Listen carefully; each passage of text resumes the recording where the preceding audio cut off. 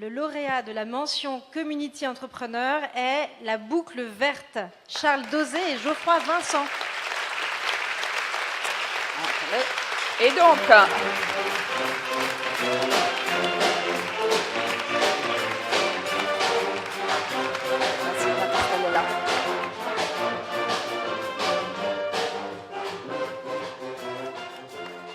Alors la boucle verte, c'est donc un service de communication responsable. Le concept, c'est de mettre en place des espaces publicitaires sur des collecteurs de canettes vides dans des restaurants fast-food. C'est bien ça?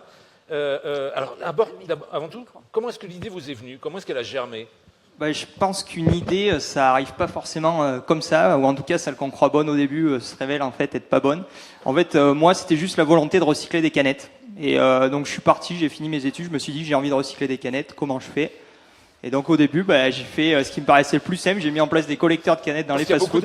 Il y a beaucoup de canettes à la Toulouse Business School, il y a un tropisme Il y en a pas mal à la Toulouse Business School, mais il y en a surtout énormément dans les kebabs, dans les pizzerias, dans les burgers, et il se trouve qu'elles finissent toutes incinérées parce qu'il n'y a pas de politique de tri sélectif, il n'y a pas de, on va dire, d'obligation légale de recycler pour ces restaurants.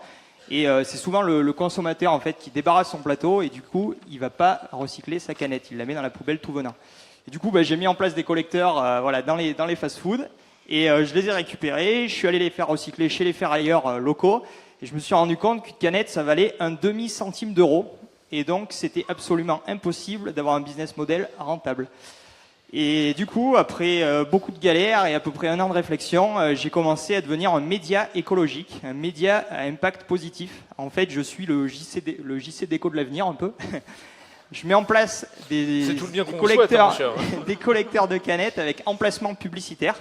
Et du coup, mon modèle économique repose sur la vente d'emplacements publicitaires.